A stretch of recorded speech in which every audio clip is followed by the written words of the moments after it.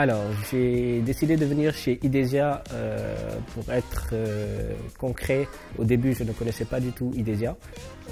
Je cherchais à me reconvertir et je voulais aller dans le milieu de la finance. Alors, à la base, je voulais être courtier en assurance parce que je connaissais bien le secteur de l'assurance et des mutuelles. Et en me renseignant un peu, de fil en aiguille, je suis arrivé sur des réseaux de courtage en prêt immobilier, etc. Mais je cherchais quelque chose d'un peu plus atypique, je cherchais quelque chose d'un peu plus complet et qui me correspondrait. Et c'est là que je suis arrivé dans le regroupement de crédit et j'ai eu un échange la première fois avec Freddy Louis, donc le fondateur Idesia. Un échange qui a duré à peu près 1 heure.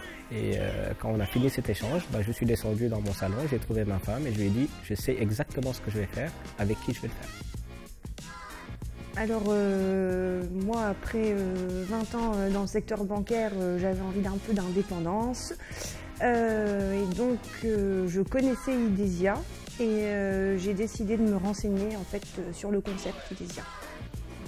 Alors c'est une entreprise familiale qui est toujours en support. Voilà pourquoi Louise est là. Et Idesia aussi a une antériorité. Idesia existe depuis 2003. Et en parallèle, on bénéficie de services comme la plateforme.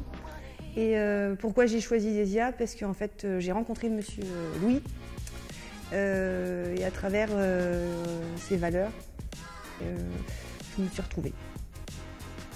Alors à l'origine, parce que je trouvais que c'était beaucoup plus sécurisant et que notamment pour travailler dans le RAC, il faut avoir des mandants.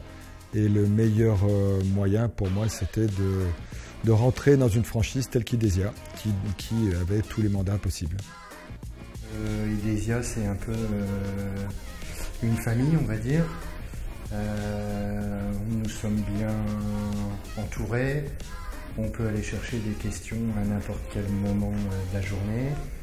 Et je pense qu'avec Bruno, c'est ce qu'on recherchait.